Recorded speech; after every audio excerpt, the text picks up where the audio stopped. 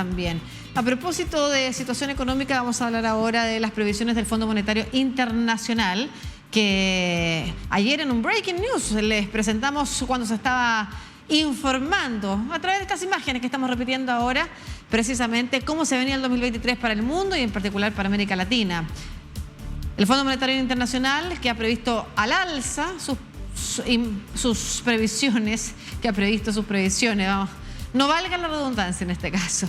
Previsiones al alza de crecimiento para Latinoamérica y el Caribe gracias a un avance superior a lo esperado de las mayores economías de la región, Brasil y México. En la revisión de estas previsiones económicas mundiales, el Fondo Monetario Internacional cree que Latinoamérica crecerá el 1,9% en el 2023, que son 3 décimas por encima de lo que predijo en abril. Y para el 2024 mantiene su previsión en el 2,2% para el conjunto de la región. El crecimiento latinoamericano estará este año, el próximo también, bastante por debajo de lo que sucedió en el 2021, en el que se repuntó hasta el 7% y el 3,9% del 2022, que recordemos que ahí estábamos regresando de la pandemia, cuando se habían cerrado las economías. Así es que vamos a conversar de esto con Agustín Iturralde, que es economista y director ejecutivo del Centro de Estudios para el Desarrollo, y ver de qué manera esto está dentro de también las previsiones que cada uno de los países ha hecho respecto de su propia política monetaria, respecto de su propio crecimiento, respecto de su propio, por ejemplo, de su propia inflación y de las necesidades que se tienen entonces de generar otras políticas para poder seguir creciendo, pero creciendo establemente. ¿Cómo está, Agustín? Muy buenos días para todos. Un gusto enorme saludarlos desde Montevideo. Muchas gracias por estar allá, una ciudad y un país que también tiene buenas previsiones. No todos, eso hay que decirlo, no todos los países de la región latinoamericana, ayer en el Fondo Monetario Internacional, salieron bien parados respecto de lo que se predice para este 2023. Desde ese punto de vista, usted también podría darnos un primer resumen de lo que hay que atender. Sí, a ver, creo que estábamos en un escenario de crecimiento modesto, luego, como vos bien decías, del rebote post-pandemia, que tuvo algunos crecimientos totalmente excepcionales, que no son repetibles, porque tuvieron antes de eso una caída muy grande. Y creo que en este ligero cambio de proyecciones del Fondo Monetario, este ajuste de proyecciones, hay ligeros cambios hacia el optimismo para la región, básicamente por que son los ajustes de las dos grandes economías de la región. Obviamente estamos hablando de Brasil y de México. En el caso de Brasil hay un ajuste al alza del crecimiento que es bien relevante, es de 1,2%. Eso quiere decir que Brasil pasaba de crecer muy poquito, de crecer menos de 1 punto, a llegar a 2,1%. Y México tiene un ajuste algo menor, tenía mejores proyecciones y va desde el 2,8 al 2,6, del 1,8, perdón, al 2,6%. Yo creo que acá median dos cosas distintas en principio. En Brasil creo que media una muy buena cosecha de verano del sector de la agricultura brasilera, que es el principal producto de exportación de Brasil.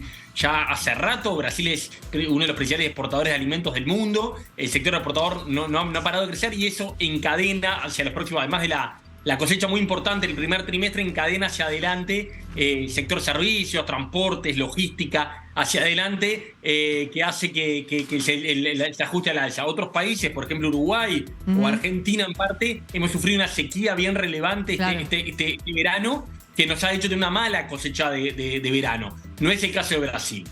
Y por el lado de México, creo que lo que media en el ajuste positivo es una situación de la economía estadounidense. México todavía es muy dependiente, el principal socio comercial es Estados Unidos.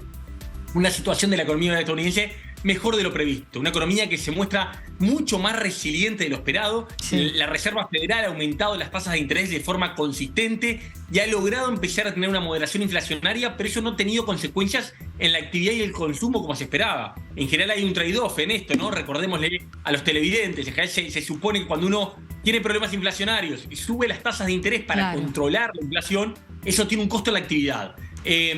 La economía estadounidense estaba recalentada, tenía problemas de inflación, empiezan a subir las tasas, la inflación se está moderando de forma interesante, pero la actividad no se ha visto especialmente resentida y bueno, ante mejores perspectivas. Al principio de año estábamos discutiendo si Estados Unidos iba a cambiar hacia una recesión, Hoy en día parece menos probable, no está descartado según el Fondo Monetario, pero el escenario de base es que no va a haber una recesión en Estados Unidos y que este año va a haber un crecimiento aceptable. Y bueno, México responde en eso con va a tener una mayor demanda de servicios y responde con mejores perspectivas para el 2023. Me acordé de un dicho de un gran poeta chileno, de uno de sus antipoemas, Nicanor Parra, que dice... yo me como 2 panes, usted no se come ninguno, comemos un pan en promedio. ¿Y por qué le planteo esto? Porque nos sirve para hablar de los promedios. Cuando hablamos de Latinoamérica como los promedios y los países que tienen para arriba ese promedio, estamos hablando de México y de Brasil, pero que no necesariamente lo que pase con México y Brasil pueda impactar en el resto de los países. Lo que sí puede impactar es como, por ejemplo, le vaya a China, cuyas proyecciones también están en riesgo, diferente a lo que pasa con Estados Unidos, ¿no es cierto?, que es lo que termina beneficiando a México. ¿Qué pasa con el resto de Latinoamérica? Creo que está muy buena tu precisión porque el grueso de América Latina y más países como Chile, como Uruguay, somos mucho más dependientes de la economía china que la estadounidense, sobre todo en materia de bienes, ¿no? En materia de servicios es un poco distinto, pero los bienes, en el caso de Uruguay, la carne, la soja, la celulosa, en el caso de Chile, el cobre, las frutas, lo compra mucho más China que Estados Unidos o Europa. Y la realidad es que la economía china está en una situación de mucho mayor incertidumbre. La realidad es que siempre lo que pasa en China es mucho más difícil de saber, es un país mucho menos transparente. Claro. Pero hay algunas especulaciones todavía con la inestabilidad vinculada al sector inmobiliario, qué pueda pasar los próximos meses. Lo cierto es que la demanda china todavía no se recupera como estábamos esperando, que a esta altura del año ya se ha recuperado. El año pasado tuvimos un primer semestre especialmente bueno de parte de China. China compró nuestros productos a muy buenos precios, a muy buenas cantidades, y el segundo semestre de 2022 empezó a pagar aquello, empezó con la demanda, por varias razones, pero sobre todo la política de China de COVID-0, que recordaremos que hizo bastante una locura a ojos nuestros de tratar de que el COVID sea cero y encerrar y parar la economía todo lo que fuera necesario. Bueno, este año empezó a relajar esas medidas que tuvieron un costo económico en China muy grande y estábamos todos esperando que la reactivación de China ya la estuviéramos viendo.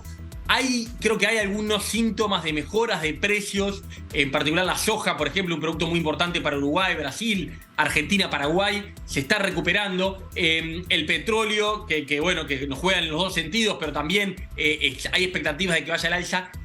El escenario de base es que vamos a tener precios un poquito mejores a la segunda mitad de este año, pero es mucho más incierto lo que esperamos desde China. La incertidumbre de la economía china es mayor en este momento y no logramos saber a ver si verdaderamente vamos a tener una reactivación, y de hecho no hay un ajuste positivo en el informe del Fondo Monetario. No hay un ajuste al alza de China como hay para otras economías, como estamos comentando para Brasil, por ejemplo. Estábamos conversando también al inicio, o en la introducción mencionaba yo las políticas macroeconómicas o las políticas que asumen los países para frenar, por ejemplo, la complicada inflación, ¿no es cierto? Estábamos recordando lo que hizo el Banco Federal la Reserva Federal en Estados Unidos, en Chile también, y así como en otros países de Latinoamérica, subieron las tasas de interés, lo que frena la economía. Normalmente, no sucede en Estados Unidos, pero normalmente frena la economía porque los créditos son mucho más altos, las tasas de interés son mucho más altas en general para poder consumir, por ejemplo, bienes de gran valor.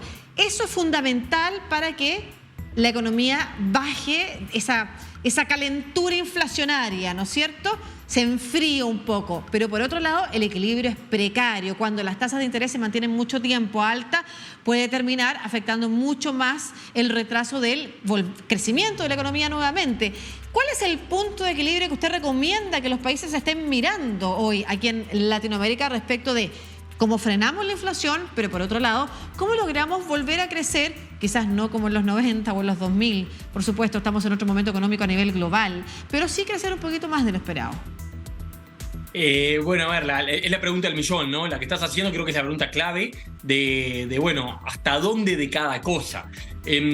Las subas de tasas, creo que estamos todos, hay bastante evidencia, hay bastante consenso en que en el corto plazo subir las tasas es costoso. Pero también hay consenso que en el largo plazo es beneficioso, que luego de que vos pagás un costo de corto plazo, tener una inflación mucho más baja y estable es beneficioso para el crecimiento económico. Lo que nos pasó fue que nos habíamos olvidado de este problema. Por suerte, sacando con mucho respeto a los países como por ejemplo de Argentina y de Venezuela, los hermanos argentinos y venezolanos, Por suerte, en el resto de los países la inflación había sido un problema que se había ido al segundo o tercer nivel. No hablábamos ya tanto de inflación.